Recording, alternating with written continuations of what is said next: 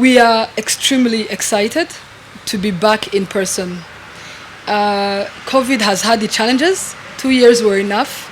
We hope we don't go back. And us coming back in person is first a delight. And there is nothing that can substitute in-person exchanges. For people, as you know, for the last 2 years, namers have been naming virtually. But on the first occasion to visit the country, they've been able to see the baby gorillas they've named, to see the country, to be able to engage with the different partners and understand our conservation strategy and sustainable tourism strategy. So being back in person is first and foremost the difference between the last edition and this new edition. As you have seen, most of the things that we do within Kwitizina are also things that we've done traditionally across many editions. But as we go forward, we continue to innovate, engage new people, engage new segments, which you'll also see as we unveil some of our partners and some of the namers ahead in the next few days. Lastly, there is every year we dedicate a community project launch in different areas, and this year we'll be going to Akagera National Park, and for people to put in perspective what we'll be discussing next week, that's why we thought, that's why Karama traveled from his beautiful area, like he described it to you, to come to Kigali and give you a synopsis and understanding and the recovery journey of Akagera National Park to what it used to be to what it is today. So those are the few things that I would mention, but we'll continue to engage as we go forward in the next few days. You'll see some of the things might look new, depending on, if you compare virtual editions, obviously, we'll be able to have again live performances, and this is also absolutely different and incredible compared to virtual ceremonies that we've held for the last 2 years. The names are chosen by trackers and rangers in the national park. As you probably know, the tradition of Kwitizina was started by trackers and rangers. Kwitizina is not only to give a name and forget about it or to put it somewhere.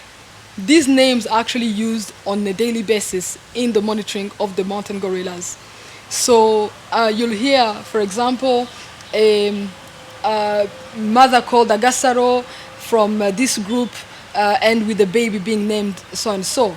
Those names have helped us to monitor the mountain gorillas, and they actually come from the trackers and rangers themselves, because the names have to be structured in a way that helps them to use every day.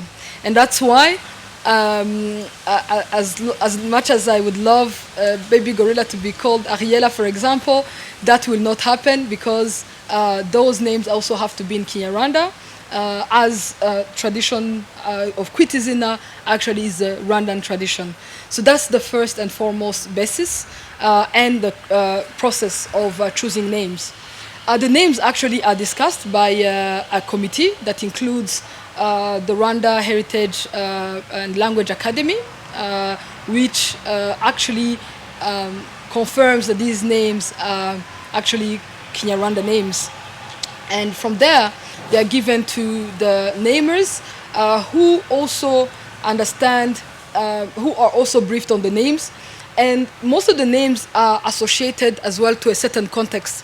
It's either a context through which that baby gorilla was born, or the family behaves, or certain characteristics and traits of mountain gorillas, or sustainable utilization of resources and things like that, that continue to create a meaningful, how do I say, that associate these names to a meaningful cause that is important and that people will continue to remember.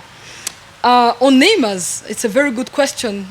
We have different people in different segments. As you know, Rwanda has been partnering with the world, and NAMAs include Rwandans, of course. NAMAs include people on the international scene, philanthropists who understand some of the sustainable development goals, conservationists who are attached to not only mountain gorilla conservation, but also beyond, like Faustin was saying, that everything that we do is actually relying to the sustainable utilization of natural resources. So those are some of the criteria. That's one of the criteria that is also used. The other one is Rwanda has been positioning as a sports tourism hub. So we have friends and partners in those areas, and also generally to promote our country as a sustainable tourism destination. As you know, I think it was Divin from RBA was saying, who are the celebrities? Celebrities that understand this cause are also our friends and partners in relaying this message, this important message of mountain gorilla conservation, which is one of the success stories within the conservation era of today. As you know, mountain gorillas are the only great ape population that is increasing in the wild. So those key messages and those key benefits that we derive from Kwitizina, from conservation, from sustainable tourism, are relayed by these celebrities, our friends and partners in different areas.